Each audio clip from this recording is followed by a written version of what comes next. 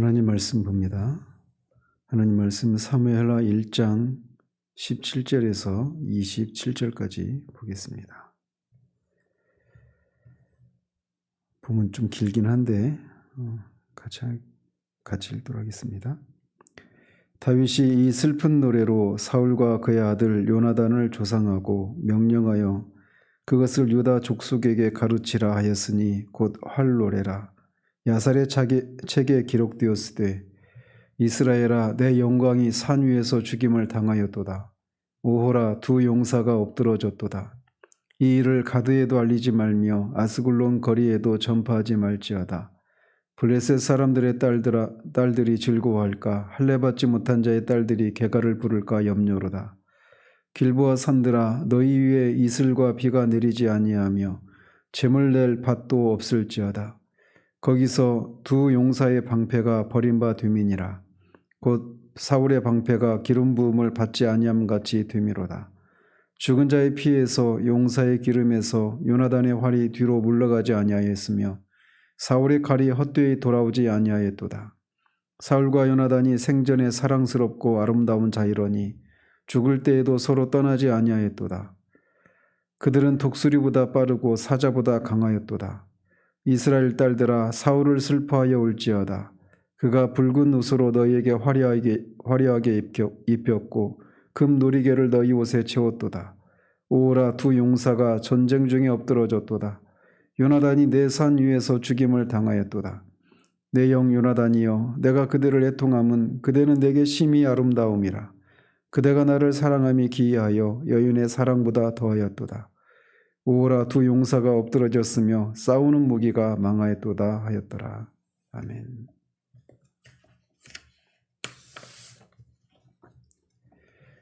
어제는 아말렉 청년이 사울과 요나단이 죽었다는 소식을 전하는 것을 듣고 그들의 죽음을 슬퍼하고 또 여호와의 기름 부음 받은 자를 죽이는 것을 통해 죽였다라고 하는 것을 통해 여호와를 모독한 아말렉 사람을 죽인 장면까지 살폈습니다. 오늘은 방금 읽으신 것처럼 사울과 요나단의 죽음을 슬퍼하며 부른 노래, 즉 예가 또는 조가에 대해서 살펴보도록 합니다. 이 본문은 그게 세 부분으로 또 나눌 수가 있는데 내용상으로는 두 내용입니다. 내용상으로는 사울과 요나단의 죽음에 대해서 슬퍼하는 것과 또 동시에 사울과 요나단의 용맹과 미덕을 찬양하는 부분, 이렇게 나눌 수가 있습니다. 다윗은 이제 살펴보려고 하는 이 노래로 사울과 그의 아들 요나단을 조상하고 그의 죽음을 애도하고 그것을 유다 족속에게 노래로 만들어서 가르치라고 얘기하는데 그 노래가 활노래고 야살의 책에 기록이 되었다라고 말을 합니다. 따라서 이게 죽은 사람을 애도하며 부르는 그런 노래이고 시이기 때문에 문학 장르상으로 따지면 레퀴엠, 즉 장송곡에 해당이 됩니다. 그렇지만 내용상으로 보면 비탄시에 해당이 되기도 합니다. 왜냐하면 일반적으로 장송곡은 조가는 오로지 죽은 사람의 처지를 슬퍼하는 그런 것에 초점이 맞춰져 있다라면, 그리고 그 내용도 지극히 개인적인 그런 것이라고 할 수 있는데, 이 활노래로 이름 붙여진 이 시는 사울과 요나단이라고 하는 개인의 죽음을 애도하는 데 그치지 않고 그들의 죽음을 여호와의 백성인 이스라엘의 지평에서 이렇게 새롭게 해석하고 있기 때문에 그렇습니다. 즉 어제도 말씀드린 것처럼 다윗은 사울과 요나단의 죽음을 개인의 차원의 죽음으로만 바라보지 않고 그들의 용기와 이 명예를 부각시키면서 그런 사람들을 왕으로 삼았던 이스라엘 백성들에게 자긍심을 불러일으켜주고 있기도 하고, 또 동시에 여호와께서 세우신 이스라엘의 왕이 할례받지 못한 이방인에게 죽임을 당했다고 하는 그 사실로 인해서 여호와의 이름이 이방인들에게 모독을 당하는 이런 것을 염려하고 있단 말이죠. 그런 측면에서 보면 민족적인 또 비탄시, 이렇게도 볼 수가 있는 겁니다. 다윗은 사울과 요나단의 죽음을 이 슬픈 노래, 즉 문자적으로는 통곡하며 부르는 노래로 그들의 죽음을 애도하고 있습니다. 그러면서 그것을 유다 족속에게 가르치라라고 했는데, 유다 족속에게 가르치라고 했지만 내용상으로는 이스라엘아 이렇게 말하고 있어서 이스라엘 전체가 이 노래를 부를 것을 이렇게 권장하고 있는 것이죠.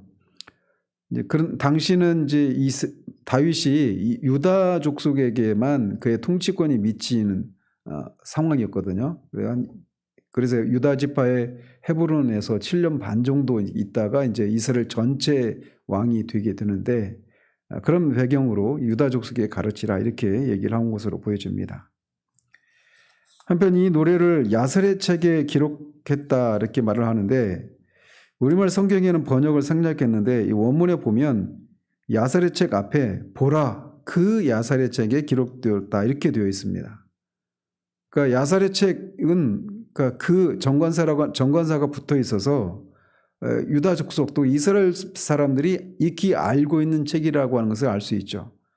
근데 그 익히 알려져 있는 그 책에 기록이 된 것이 놀랍기 때문에 보라 그 야설의 책이 기록되어 이렇게 되어 있습니다. 이 사무엘서 전에 여호수아서에 보면 여호수아 10장에 여호수아가 아모리 족속과의 그런 전쟁에서 해가 막 지려고 하니까 기본에 있는 그 태양이 멈추고 아얄론 골짜기의 달도 그게 멈추라 이렇게 해서 태양과 달이 멈췄던 그런 사건이 있지 않습니까? 그 내용이 기록된 책이 야살의 책입니다.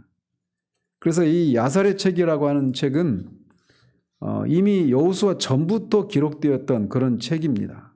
그래서 이스라엘의 어떤 민족적인 영웅에 대한 이야기들이나 또는 이스라엘의 어떤 그 중요한 그런 사건이나 전쟁 이런 것들을 기록한 책이 야살의 책이에요.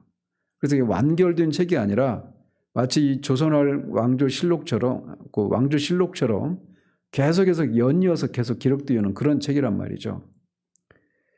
그런데 바로 그런 책에 요나단뿐만 아니라 사울 왕의 죽음을 애도하면서 그들의 용맹과 미덕을 찬양하는 내용을 기록하고 있다는 겁니다. 여기에서도 우리는 다윗의 훌륭한 그런 인격과 그 신앙적인 면을 우리가 볼 수가 있습니다. 우리가 알다시피 요나단이야 그런 유명한 그런 책에 그의 행적이 기록될 만하죠. 다윗을 여러 차례 그런 위기에서 건져주기도 하고 아버지와 그렇게 척을 짓면서도 다윗이 사울을 이어서 이스라엘의 신정국가 이스라엘의 왕이 될 것이 하나님의 뜻이다라고 하는 것을 그가 인정을 하고 그 다윗을 돕지 않습니까? 이건 굉장히 그때도 말씀드렸지만 이거 어마어마한 자기 희생입니다. 자기가 왕이 될 수 있음에도 불구하고 그 정치적인 라이벌인 이 다윗을 죽이는 것이 아니라 자기 정적을 죽이는 것이 아니라 그것을 인정하는 거예요. 오늘날 그 정치권에서도 정적들을 제거하고 이런 것이 일반적이지 않습니까? 그런데 요나단은 그렇지가 않는 겁니다. 하나님의 뜻이 다윗이 하나님 그 신정국가의 이스라엘 백성들 신정국가 이스라엘의 왕이 될 것이 하나님의 뜻이라고 하는 것을 인정을 하고 자기를 부인하는 거예요. 이게 어마어마한 신앙이거든요. 그런 요나단이 야살의 책에 기록된다라고 하는 것은 그럴 법합니다. 그럴 만한 이유가 충분해요. 그런데 사울은 어떻습니까?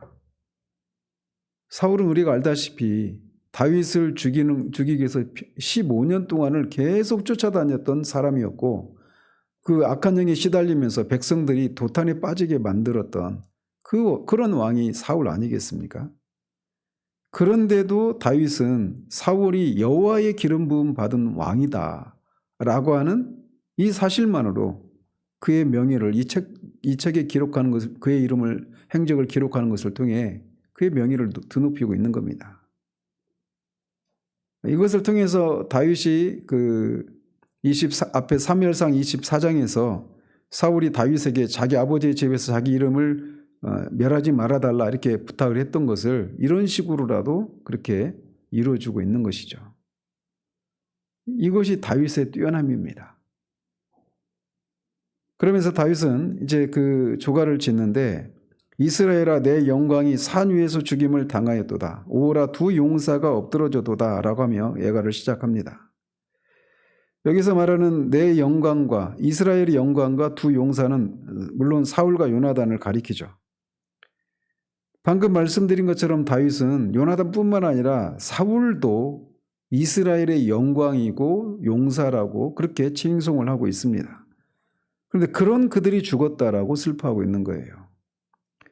근데 특히 주목할 것은 우리말 성경에는 번역을 생략했는데 이 산 위에서라고 하는 단어가 너의 산 위에서 이렇게 되어 있습니다. 그러니까 너는 여기서 누굽니까? 그 바로 앞에 있는 이스라엘입니다. 그러니까 이스라엘의 내 영광이 이스라엘 너의 산 위에서 죽임을 당하였도다. 이렇게 말을 하고 있는 거예요.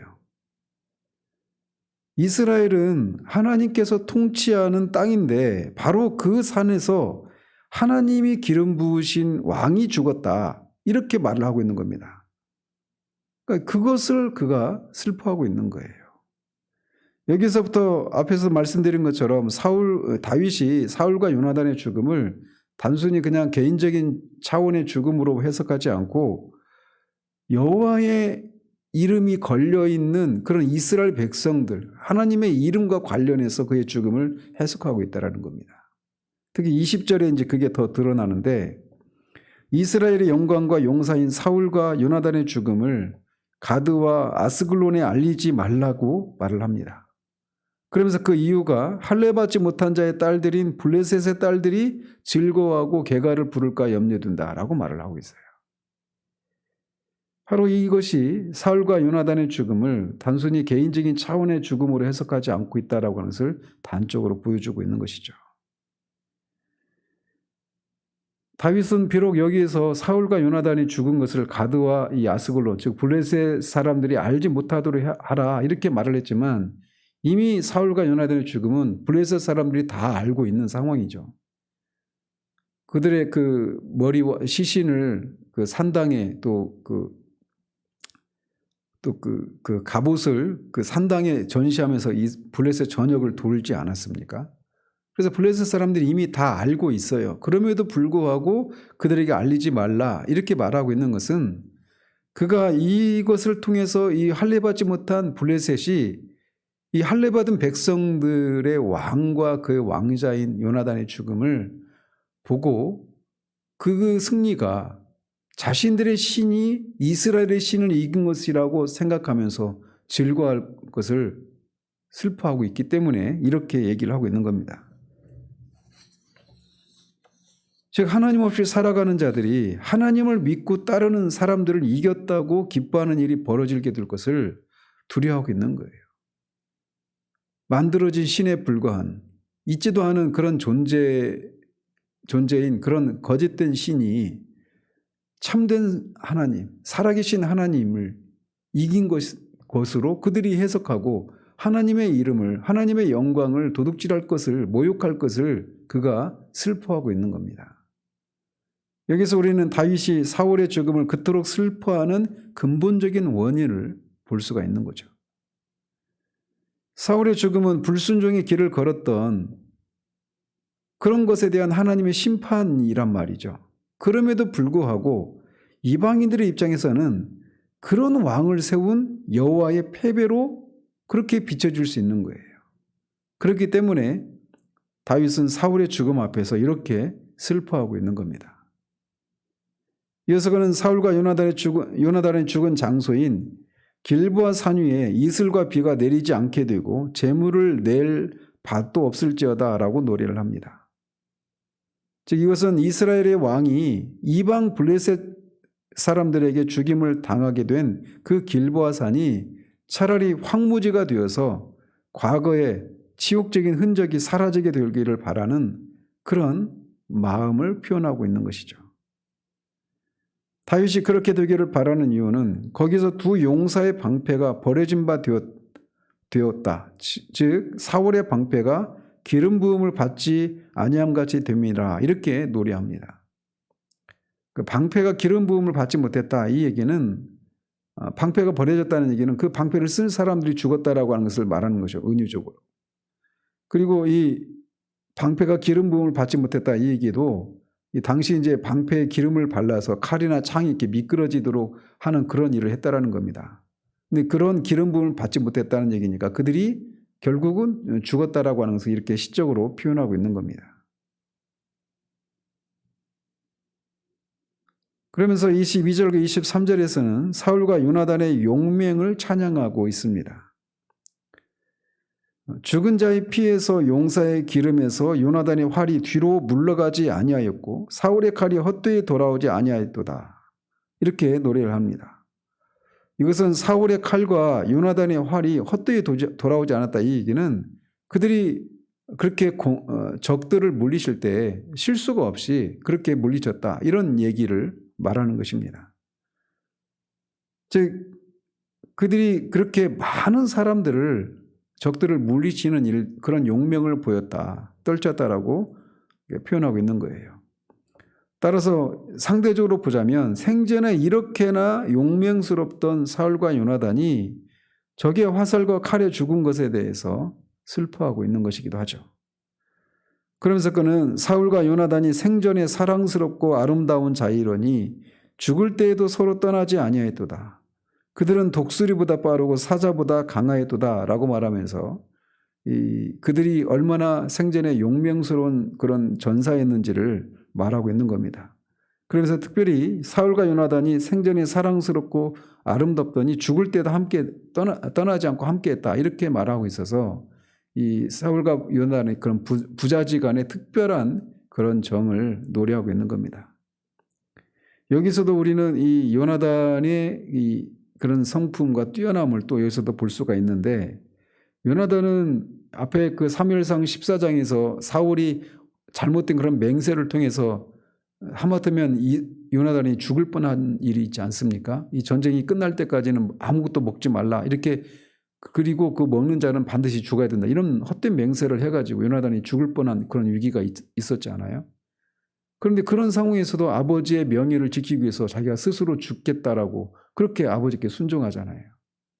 그리고 다윗을 지키기 위해서 아버지로부터 죽을 위기에 빠지기도 하죠. 그래서 아버지와 그렇게 갈등이 있는 그런 상황임에도 불구하고 아버지를 떠나지 않고 끝까지 이 전쟁에 참여를 해서 아버지와 함께 결국 같은 날에 죽게 된단 말이죠.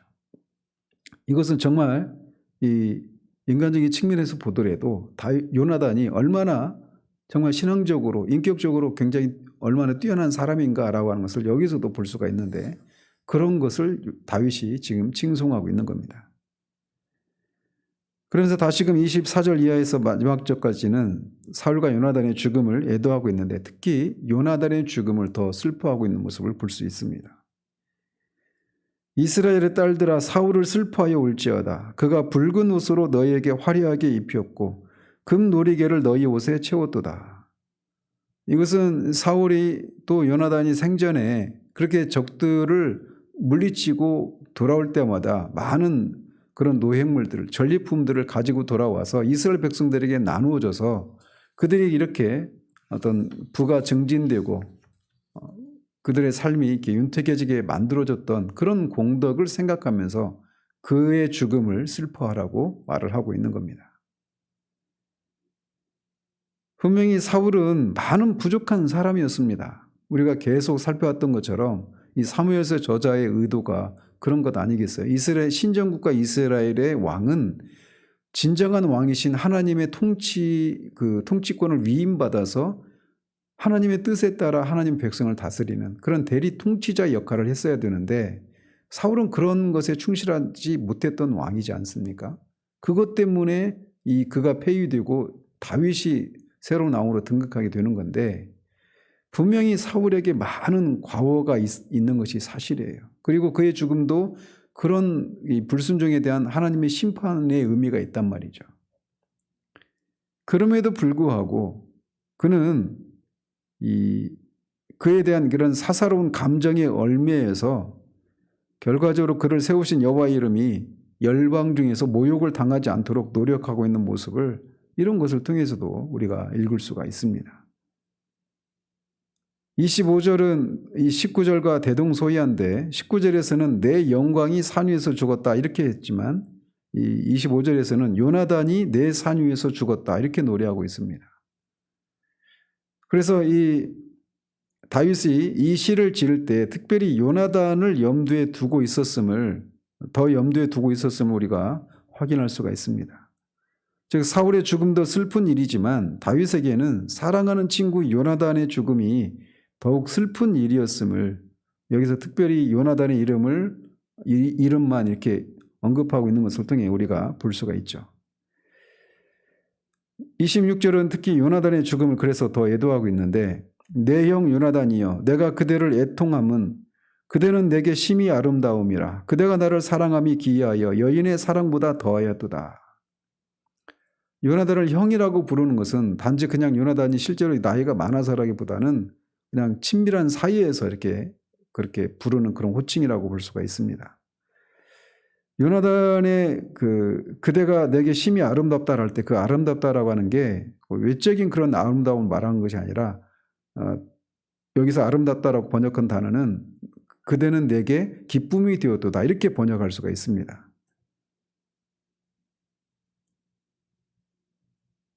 다윗은 특히 요나단이 그렇게 자신에게 대했던 이런 모습은 정말 기이한 것이죠.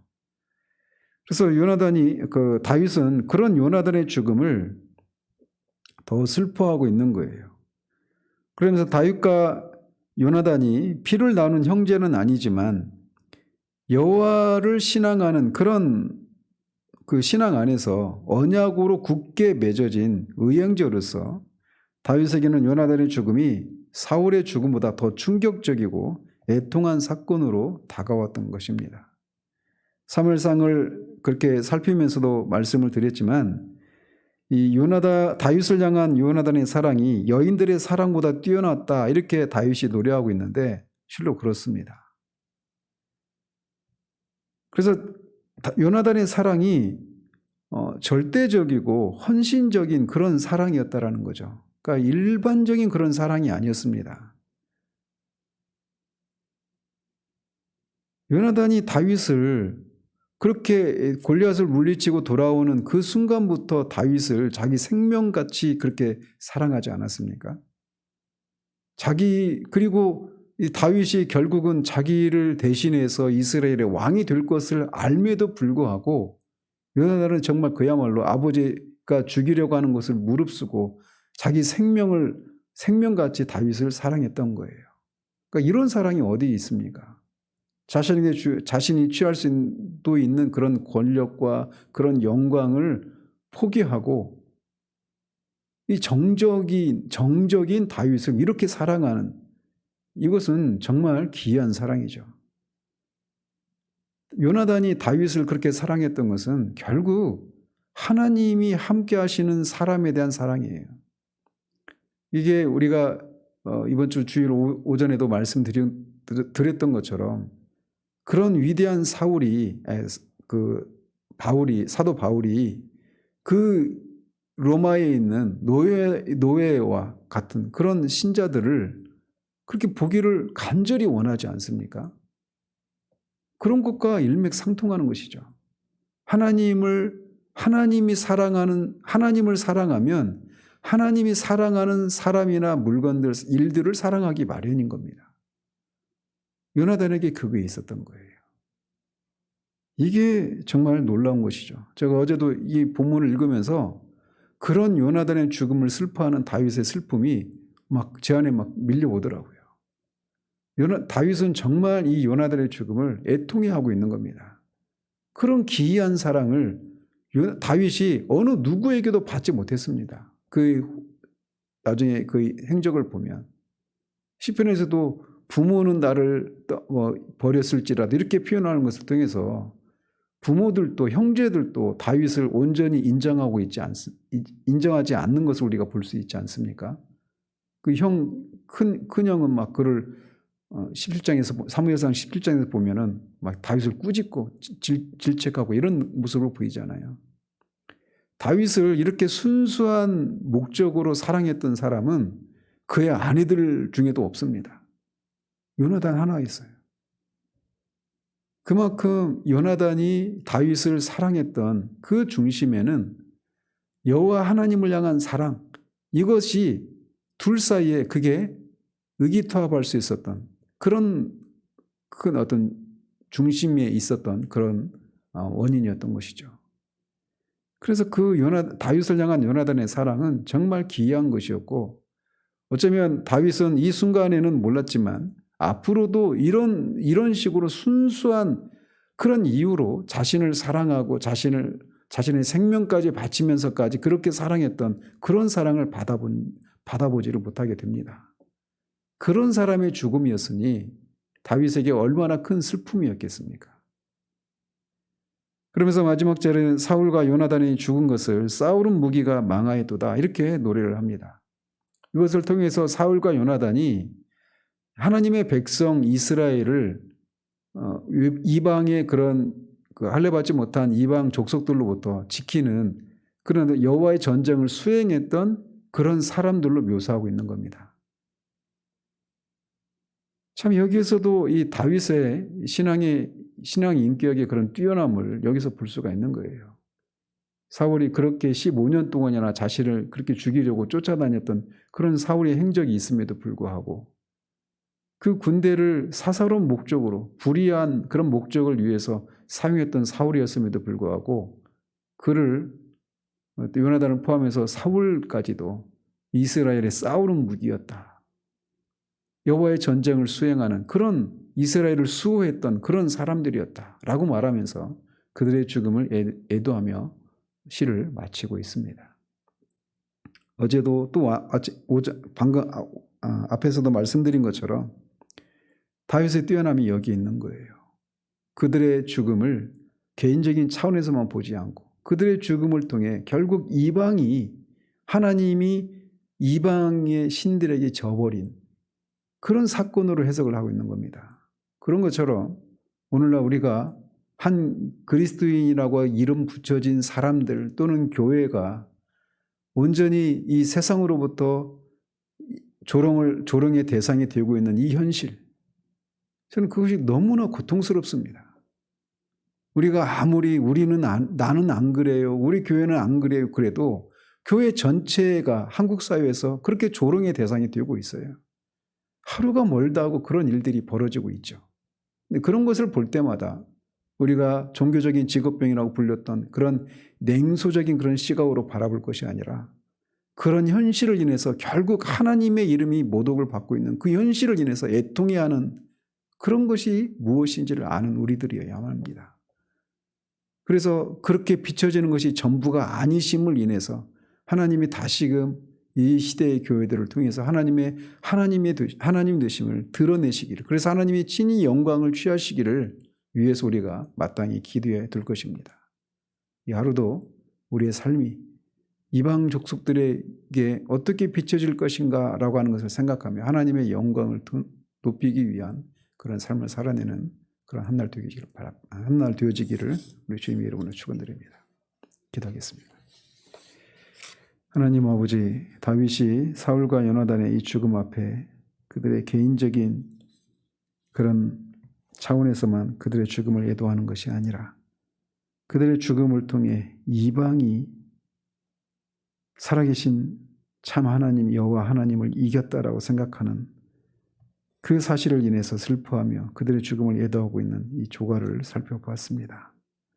아버지 하나님, 우리에게도 우리를 둘러싸고 일어나는 일들, 교회를 둘러싸고 일어나는 일들을 그저 개인적인 차원과 개교회적인 차원에서만 보지 않고 그렇게 비춰지는 현실을 인해서 세상이 하나님의 어떠하심을 난도질하고 모독하고 조롱하는 그런 현실로 우리가 볼 수 있도록 도우셔서 하나님이 마땅히 세상 가운데서, 열방 가운데서 영광을 받지 못하시고 계시는 그 현실을 인해서 애통해하는 그런 우리들 될 수 있도록, 그래서 하나님께서 이 시대에, 이 가난한 시대에 부흥을 허락해 주셔서 하나님이 열방 가운데 영광을 취하시기를 위해서 기도하는 대로 나아가는 우리들 될 수 있도록 도우시기를 원합니다. 예수 그리스도의 이름으로 기도합니다.